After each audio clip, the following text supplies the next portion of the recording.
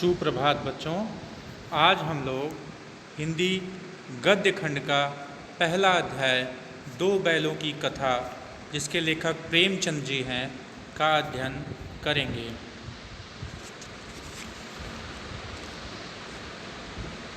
अपनी पाठ्यपुस्तक में देखें प्रेमचंद का जन्म सन 1880 में बनारस के लम्ही गांव में हुआ था। उनका मूल नाम धनपत राय था। प्रेमचंद का बचपन अभावों में बीता और शिक्षा बीए तक ही हो पाई। उन्होंने शिक्षा विभाग में नौकरी की, परंतु असहयोग आंदोलन में सक्रिय भाग लेने के लिए सरकारी नौकरी से त्यागपत्र दे दिया और लेखन कार्य के प्रति पूरी तरह समर्पित हो गए। सन 1936 में इस महान कथाकार का देहांत हो गया। प्रेमचंद की कहानियाँ मानसरोवर के 8 भागों में संकलित हैं। सेवा सदन, प्रेम आश्रम, रंगभूमि, कायाकल्प, निर्मला, गबन, कर्मभूमि, गोदान उनके प्रमुख उपन्यास हैं। उन्होंने हंस, जागरण, माधुरी आदि पत्रिकाओं का संपादन भी किया।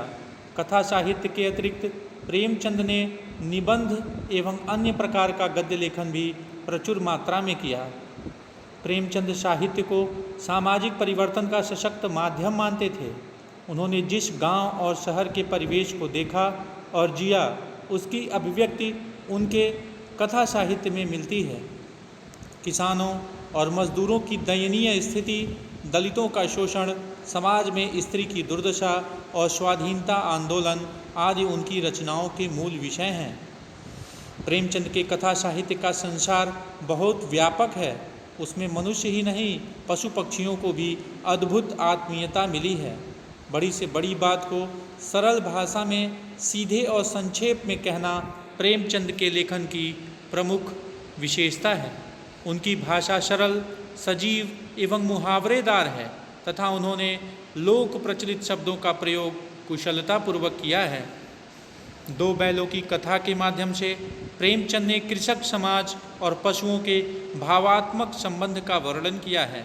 इस कहानी में उन्होंने यह भी बताया है कि स्वतंत्रता सहज में नहीं मिलती, उसके लिए बार बार संघर्ष करना पड़ता है।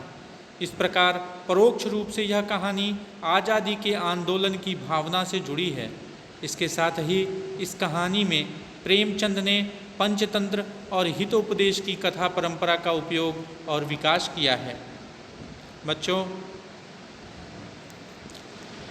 प्रेमचंद जी का जन्म 1800 ईस्वी में बनारस के लम्ही गांव में हुआ था। उनका मूल नाम धनपत राय था। इनका जीवन अभावों में बीता था। शिक्षा इसलिए इन्होंने बीए तक ही प्राप्त की। इन्होंने शिक्षा विभाग में नौकरी की, परंतु देश के प्रति इनकी जो भावनाएं थीं उसके लिए आंदोलन में ये सक्रिय हो गए, असहयोग आंदोलन में, और सरकारी नौकरी से त्यागपत्र दे दिया और लेखन कार्य की तरह पूरी तरह लेखन कार्य में समर्पित हो गए। 1936 में इनका देहांत हुआ। प्रेमचंद जी की जो कहानियाँ हैं वो मानसरोवर के 8 भागों में संकलित हैं। प्रेमचंद जी के जो प्रमुख उपन्यास हैं उसमें सेवा सदन, प्रेम आश्रम, रंगभूमि, कायाकल्प, निर्मला, गबन, कर्मभूमि इत्यादि प्रमुख हैं। इन्होंने हंस, जागरण और माधुरी पत्रिकाओं का संपादन किया। निबंध और गद्य लेखन भी प्रचुर मात्रा में प्रेमचंद जी ने लिखा। प्रेमचंद जी साहित्य को सामाजिक परिवर्तन का माध्यम मानते थे। वो मानते थे कि साहित्य के द्वारा ही समाज में परिवर्तन हो सकता है। उन्होंने जिस गांव और शहर के परिवेश को देखा और जिया, उसको भी अपने लेखन में उतारा, यानी उसका भी उन्होंने अपने साहित्य में लिखा, उसके बारे में भी बताया। किसानों, मजदूरों की दयनीय स्थिति, दलितों का जो शोषण था समाज में, स्त्री की जो दुर्दशा थी और स्वतंत्रता आंदोलन आदि पर उन्होंने अपनी रचनाएं लिखी हैं।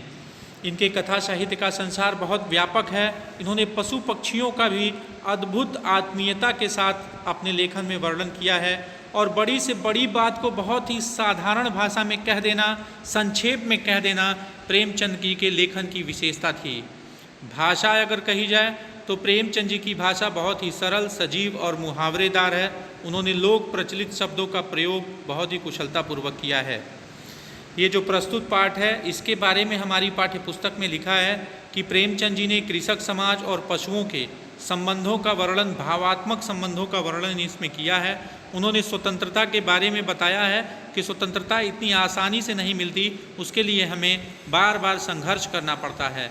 इस प्रकार परोक्ष रूप से यह कहानी आज़ादी के आंदोलन की भावना से जुड़ी हुई है। इस कहानी में प्रेमचंद जी ने पंचतंत्र और हितोपदेश की कथा परंपरा का उपयोग और विकास किया है।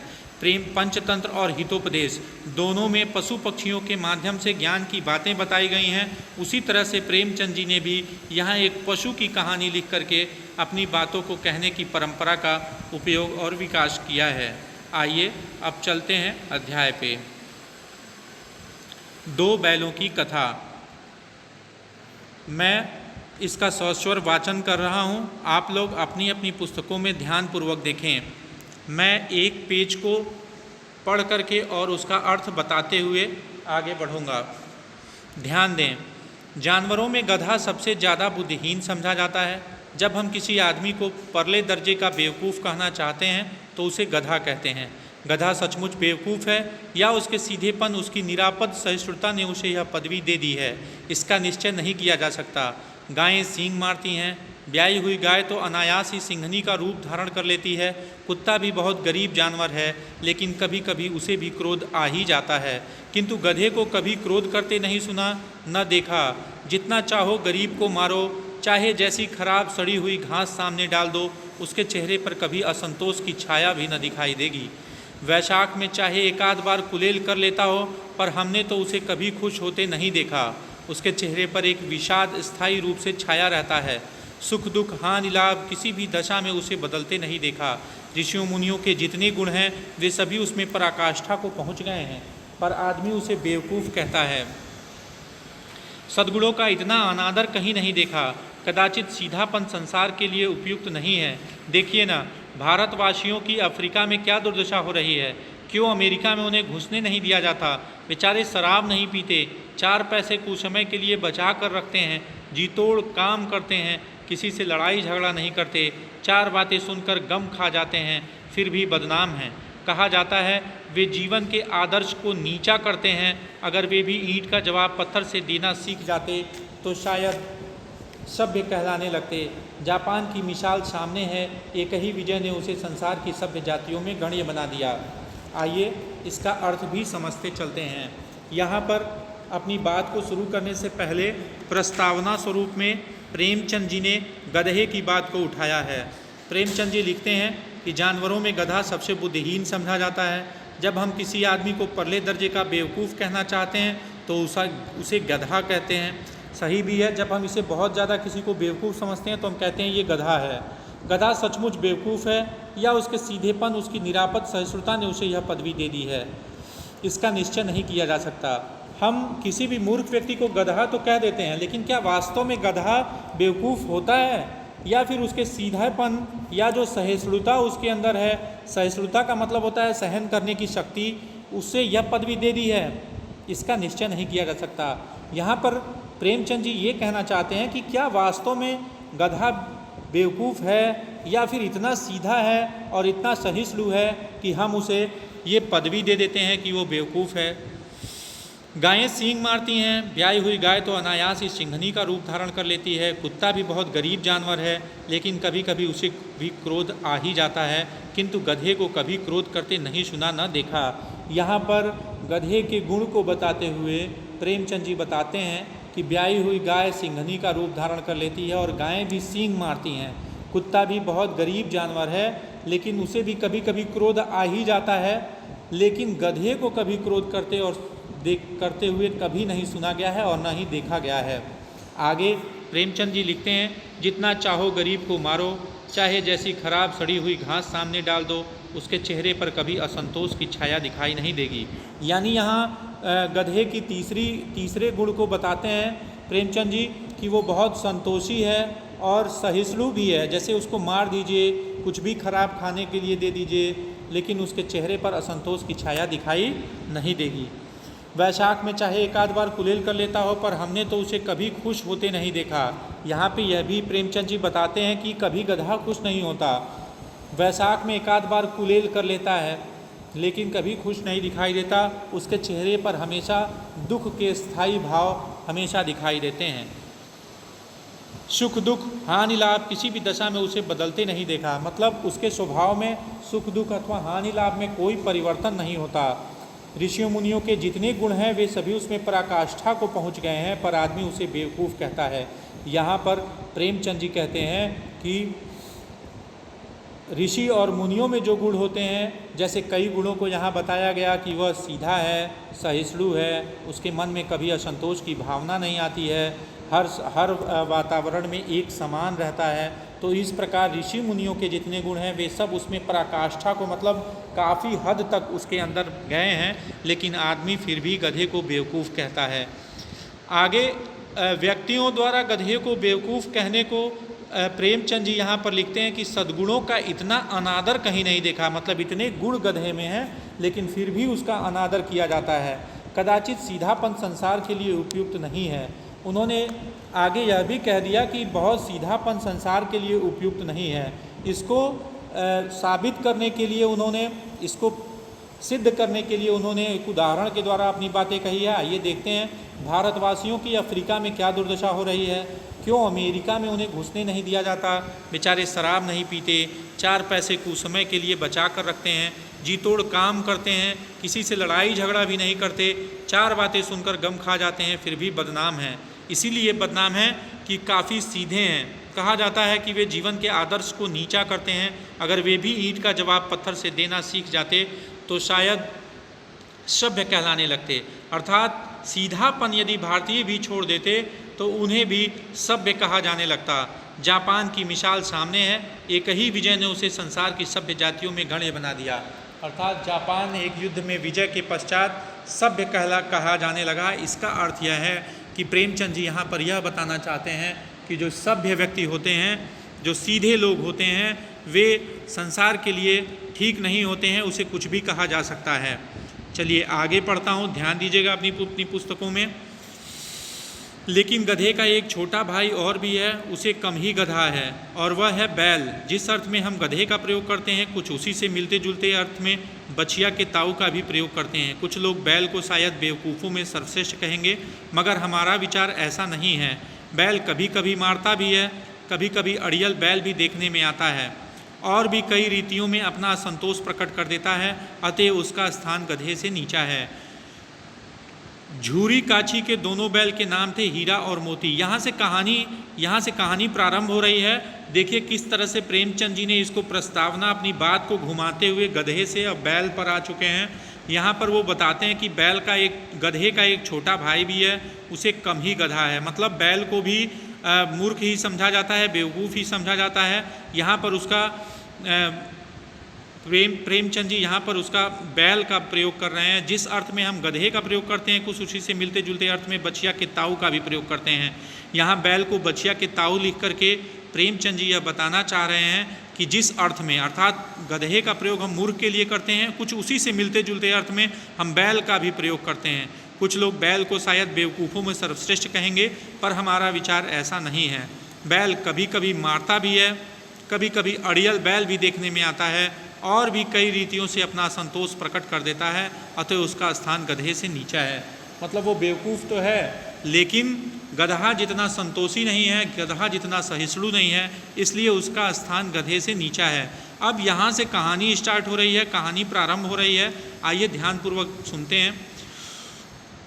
झूरी काछी के दोनों बैलों के नाम थे हीरा और मोती। दोनों पछाई जाति के थे, देखने में सुंदर, काम में चौकस, डील में ऊंचे। बहुत दिनों साथ रहते रहते दोनों मूक भाषा में विचार विनिमय करते थे। एक दूसरे के मन की बात कैसे समझ जाता था हम नहीं कह सकते। अवश्य ही उनमें कोई ऐसी गुप्त शक्ति थी जिससे जीवों में श्रेष्ठता का दावा करने वाला मनुष्य वंचित है। दोनों एक दूसरे को चाट कर और सूंघ कर अपना प्रेम प्रकट करते। कभी कभी दोनों सींग भी मिला लिया करते थे, विग्रह के नाते से नहीं, केवल विनोद के भाव से, आत्मीयता के भाव से। जैसे दोस्तों में घनिष्ठता होते ही धौल धप्पा होने लगता है। इसके बिना दोस्ती कुछ फुसफुसी, कुछ हल्की सी रहती है, जिस पर ज़्यादा विश्वास नहीं किया जा सकता। जिस वक्त ये दोनों बैल हल या गाड़ी में जोत दिए जाते थे और गर्दन हिला हिला कर चलते, उस वक्त हर एक की यही चेष्टा होती कि ज़्यादा से ज़्यादा बोझ मेरी गर्दन पर रहे। दिन भर के बाद दोपहर या संध्या को दोनों खुलते तो एक दूसरे को चाट चूट कर अपनी थकान मिटा लिया करते। नाद में खली भूसा पड़ जाने के बाद दोनों साथ उठते, साथ नाद में मुंह डालते और साथ ही बैठते थे। एक मुंह हटा लेता तो दूसरा भी हटा लेता था। यहाँ पर प्रेमचंद जी अपनी कहानी का प्रारंभ करते हैं और बता रहे हैं कि झूरी काछी के 2 बैल थे, उनके नाम हीरा और मोती थे। दोनों पछाई जाति के थे, सुंदर थे, काम करने में तेज तर्रार थे, डील में ऊंचे थे। दोनों बहुत दिनों तक साथ रहते रहते दोनों में भाईचारा हो गया था, यानी दोनों में दोस्ती हो गई थी। दोनों आमने सामने या आसपास बैठे हुए एक दूसरे से मूक भाषा में विचार विनिमय करते थे। मूक भाषा, मूक मतलब गूंगे होते हैं, मतलब जो बोल ना सकें, भाषा यानी बिना बोली जाने वाली भाषा में विचार विनिमय करते थे। मतलब चेहरे देख करके एक दूसरे की भावनाओं को समझ जाते थे। एक दूसरे की मन की बात कैसे समझ जाता था हम नहीं कह सकते हैं। अवश्य ही उनमें कोई ऐसी गुप्त शक्ति थी जिससे जीवों में श्रेष्ठता का दावा करने वाला मनुष्य वंचित है। यहाँ पर प्रेमचंद जी मनुष्य के संबंध में भी बताते हैं कि किस प्रकार से दोनों बैल एक दूसरे से बिना बात किए एक दूसरे की भावनाओं को समझ जाते थे, जबकि मनुष्य ऐसा नहीं कर पाता है।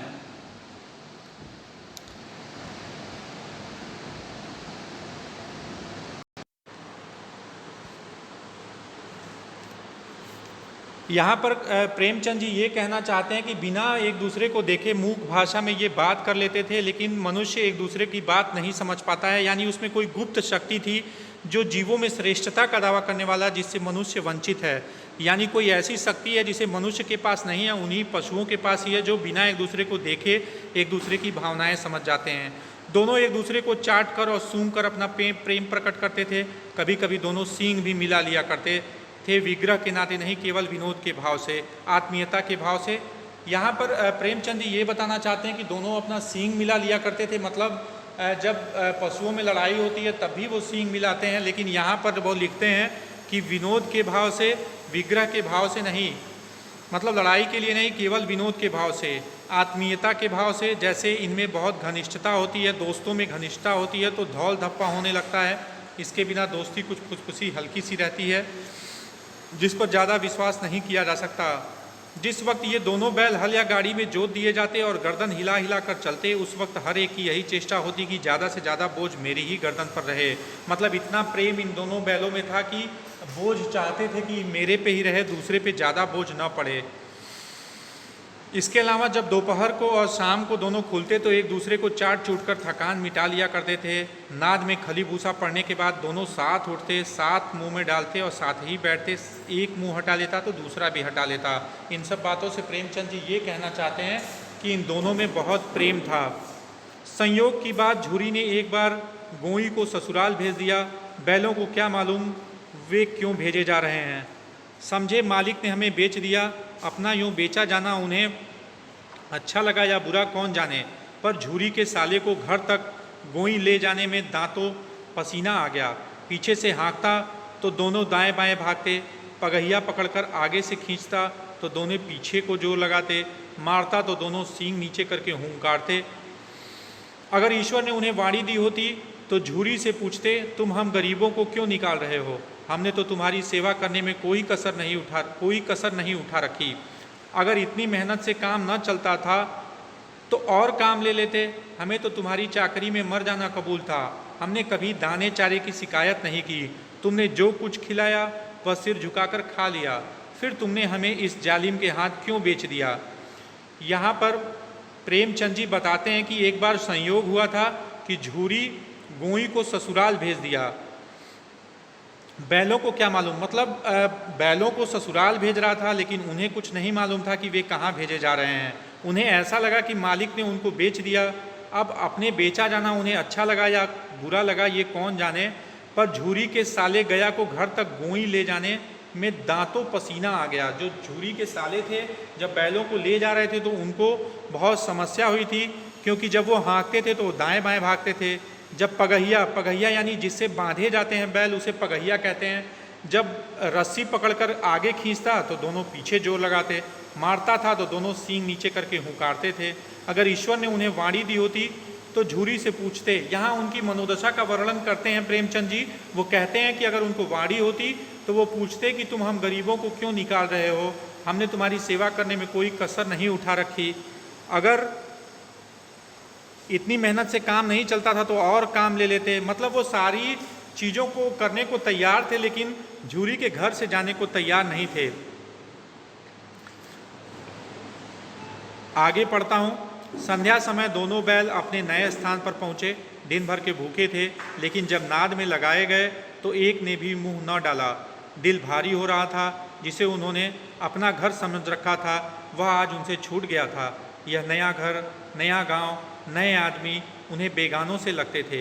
दोनों ने अपनी मूक भाषा में सलाह की, एक दूसरे को कनखियों से देखा और लेट गए।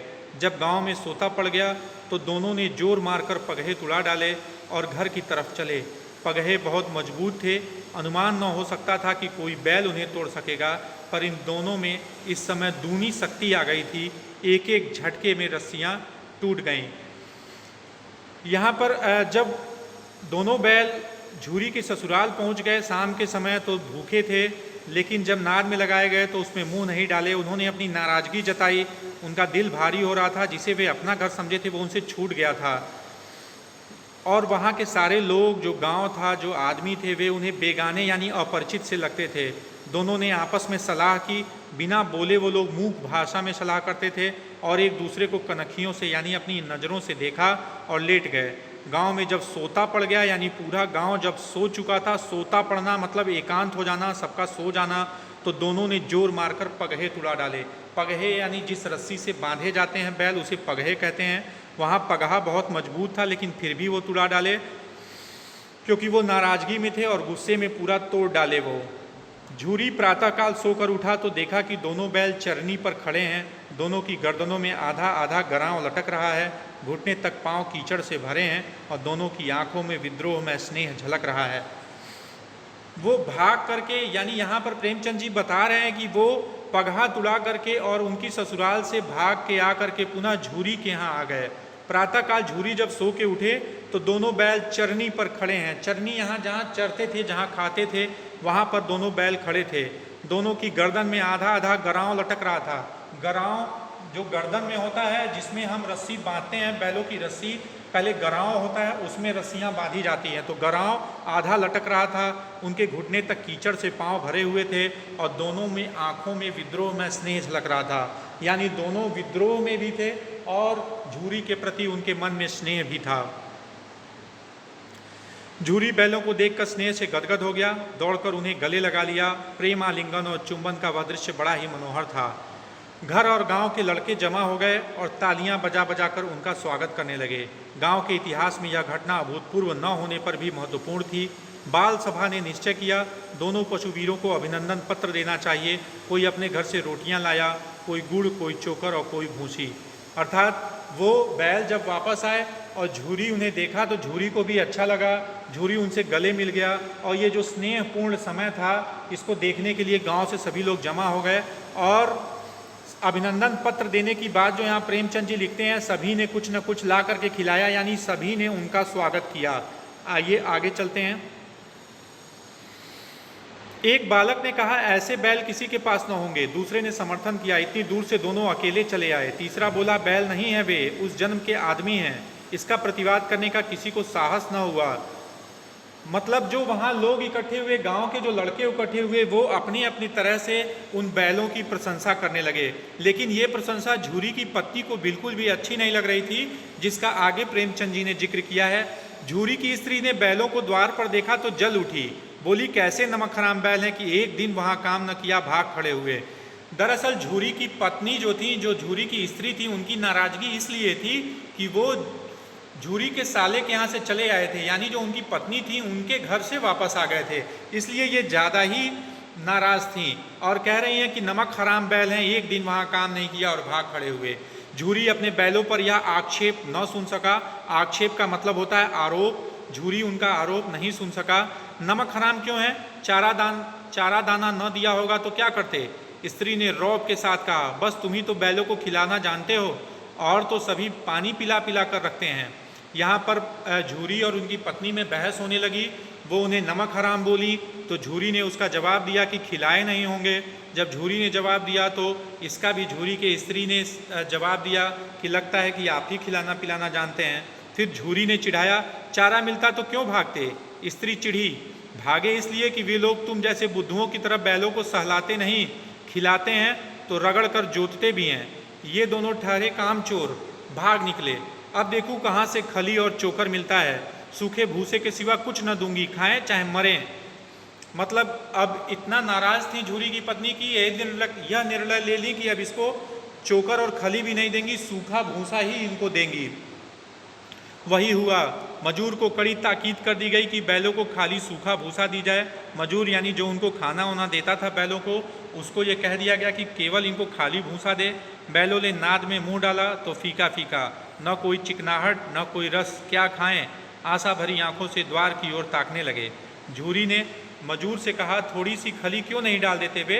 मालिक मुझे मार ही डालेंगी। चुरा कर डाला, न दादा पीछे से तुम भी उन्हीं किसी कहोगे।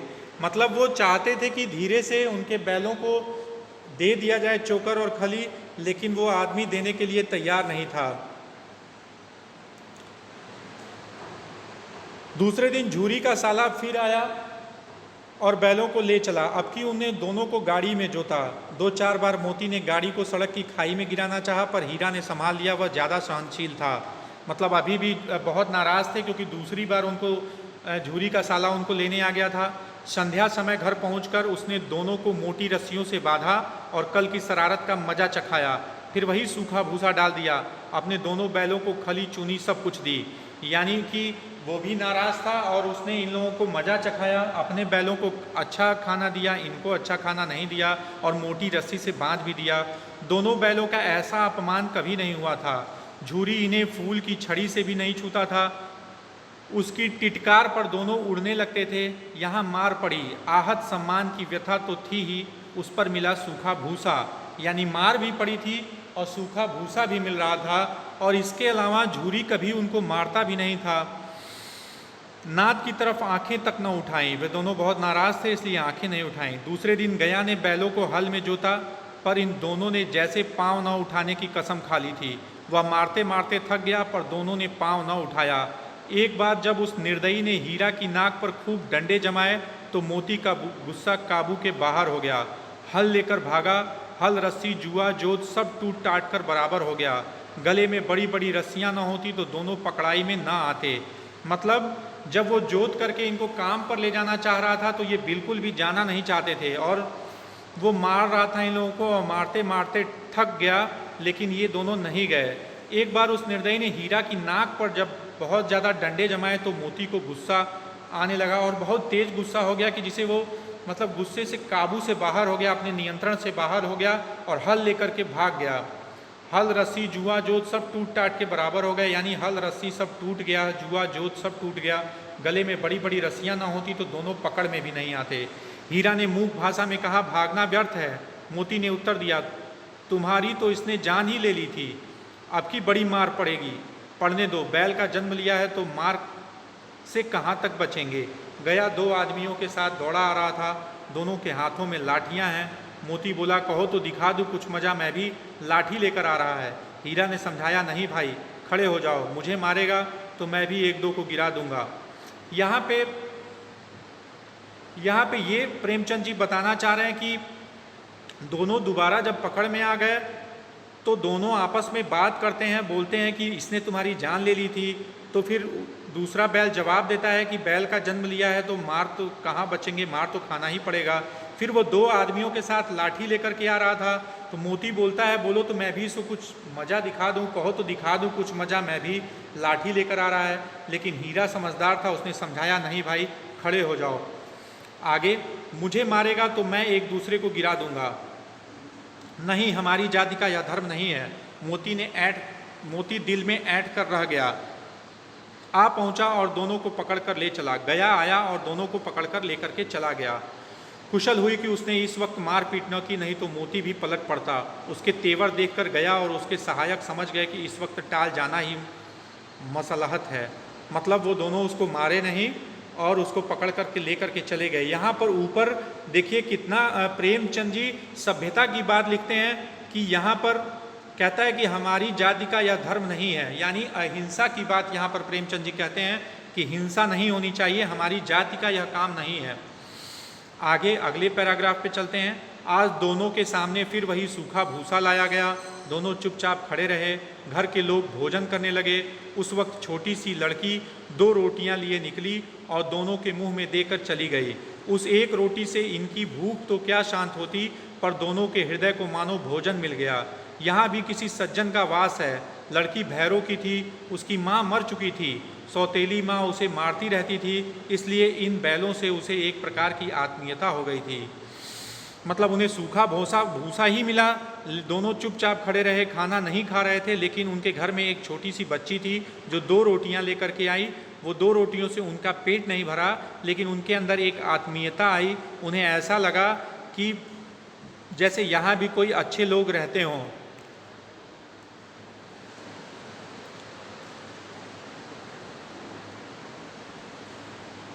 दोनों दिन भर जोते जाते, डंडे खाते, अड़ते, शाम को थान पर बांध दिए जाते और रात को वही बालिका उन्हें 2 रोटियां खिला जाती। मतलब रोज वो बच्ची उन लोगों को रोटियां दे जाती थी। प्रेम के इस प्रसाद की यह बरकत थी कि 2-2 गाल सूखा भूसा खाकर भी दोनों दुर्बल न होते थे, मगर दोनों की आंखों में रोम रोम में विद्रोह भरा हुआ था। एक दिन मोती ने मूक भाषा में कहा, अब तो नहीं सहा जाता हीरा, क्या करना चाहते हो? एकाध को सींगों पर उठाकर फेंक दूंगा। मतलब बहुत ज़्यादा नाराज़ था मोती और हीरा से कहता है कि अब सहा नहीं जाता है। मोती पूछता है क्या करना चाहते हो, तो वो जवाब देता है कि एकाध को सींगों पर उठा करके फेंक दूंगा। लेकिन जानते हो, वह प्यारी लड़की जो हमें रोटियां खिलाती है उसी की लड़की है जो इस घर का मालिक है। यह बेचारी अनाथ नहीं हो जाएगी। देखिए यहाँ पर बैलों की भी भावनाओं को लिखा है कि किस तरह से वो बैल जो है उस बच्ची के बारे में भी सोच रहे हैं कि वो अनाथ हो जाएगी।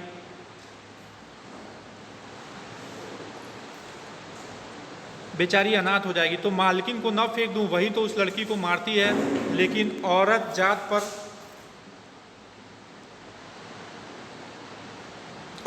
पर सींग चलाना मना है।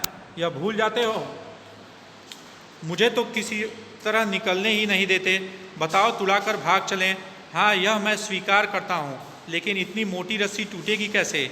इसका एक उपाय है, पहले रस्सी को थोड़ा सा चबा लो, फिर एक झटके में जाती है। देखिए यहाँ पर बैलों की बुद्धिमानी की भी बात करते हैं कि पहले चबा लो और फिर उसको तोड़ो तो आसानी से टूट जाएगी।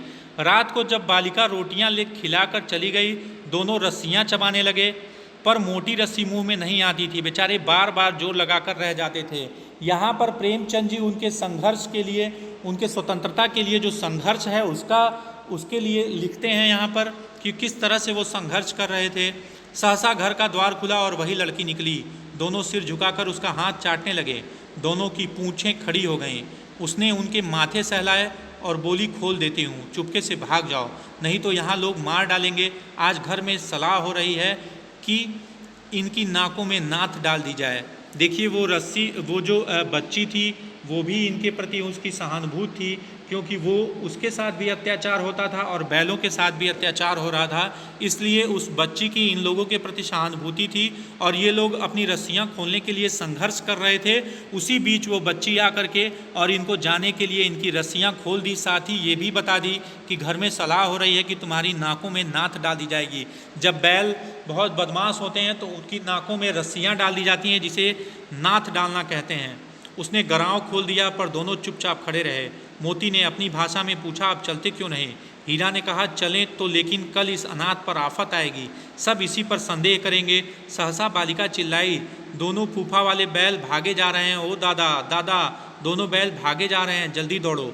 यहाँ पर देखिए वो खोल तो दी, लेकिन हीरा और मोती ने आपस में सलाह की। मोती ने अपनी भाषा में पूछा, आप चलते क्यों नहीं? हीरा ने जवाब दिया कि चलेंगे तो कल इस बच्ची पे आफत आ जाएगी। यानी कि बैलों को भी उस बच्ची से सहानुभूति थी और बच्ची को भी उन बैलों से सहानुभूति थी। अभी ये लोग आपस में विचार कर ही रहे थे कि वो बच्ची चिल्लाने लगी कि ओ दादा दादा, दोनों बैल भागे जा रहे हैं, जल्दी पकड़ो। गया हड़बड़ाकर भीतर से निकला और बैलों को पकड़ने चला। वे दोनों भागे। गया ने पीछा किया और भी तेज हुए। गया ने शोर मचाया, फिर गांव के कुछ आदमियों को भी साथ लेने के लिए लौटा। दोनों मित्रों को भागने का मौका मिल गया, सीधे दौड़ते चले गए, यहाँ तक कि मार्ग का ज्ञान न रहा। जिस परिचित मार्ग से आए थे उसका यहाँ पता भी नहीं था। नए नए गांव मिलने लगे, तब दोनों एक खेत के किनारे खड़े होकर सोचने लगे अब क्या करना चाहिए। यानी गया हड़बड़ा करके भीतर से निकला उनको पकड़ने के लिए और वो दोनों भागे। वो तेज हुए, गया ने शोर मचाया और गांव के लोगों को भी साथ लेने के लिए लौटा। इतने में ही दोनों बहुत तेज भागे, लेकिन उन्हें रास्ता नहीं पता था और अपरिचित रास्ते थे। फिर आगे जा कर के वे रुक गए और सोचने लगे कि अब क्या करना चाहिए। हीरा ने कहा, मालूम होता है राह भूल गए, तुम भी बेतहाशा भागे, वहीं उसे मार गिराना था। उसे मार गिराते तो दुनिया क्या कहती, वह अपना धर्म छोड़ दे, लेकिन हम अपना धर्म क्यों छोड़ें। यानी हीरा उससे पूछता है कि तुम रास्ता भूल गए, तुम भी बेतहाशा भागे, वहीं उसे मार गिराना था। हीरा मारने की बात कहता है, लेकिन मोती कहता है कि मारते तो दुनिया क्या कहती है, हम अपना धर्म छोड़ दें, लेकिन अपना धर्म क्यों छोड़ें। यानी कि वो अपना धर्म छोड़ सकते हैं, वो पशुओं को मार सकते हैं, लेकिन हम उन्हें क्यों मारें। देखिए प्रेमचंद जी कितना मार्मिक यहाँ पर उल्लेख करते हैं। दोनों भूख से व्याकुल हो रहे थे, खेत में मटर खड़ी थी, चरने लगे। रह रहकर आहट ले लेते, कोई आता तो नहीं है। यानी यहाँ उनकी बुद्धि की भी विवेचना किया है प्रेमचंद जी ने कि वो दोनों चुपके से मटर खाते और देख भी लेते कि कोई आ तो नहीं रहा है। जब पेट भर गया, दोनों ने आज़ादी का अनुभव किया, मस्त होकर उछलने कूदने लगे। पहले दोनों ने डकार ली, फिर सींग मिलाए और एक दूसरे को ठेलने लगे। मोती ने हीरा को कई कदम पीछे हटा दिया, यहाँ तक कि वह खाई में गिर गया। तब उसे भी क्रोध आया, संभल कर उठा और फिर मोती से मिल गया। मोती ने देखा खेल खेल में झगड़ा हुआ चाहता है तो किनारे हट गया। मतलब दोनों पहले उस मटर के खेत में अच्छे से भोजन किए, अच्छे से अपने पेट भरे, उसके बाद आपस में खेले, थोड़ा सा लड़े भी और फिर दोनों शांत हो गए। अगला भाग, तीसरा भाग शुरू होगा, उसे अगले वीडियो में हम लोग पढ़ेंगे। आशा और उम्मीद है कि आप लोगों को ये सब समझ में आया होगा। दो बैलों के प्रति आप लोगों के भी मन में तरह तरह के विचार आए होंगे, उनकी बातों को आप लोगों ने समझा होगा। यदि कोई भी समस्या होगी तो आप उस समस्या को मुझसे साझा कर सकते हैं और अपनी समस्या का निराकरण कर सकते हैं। धन्यवाद।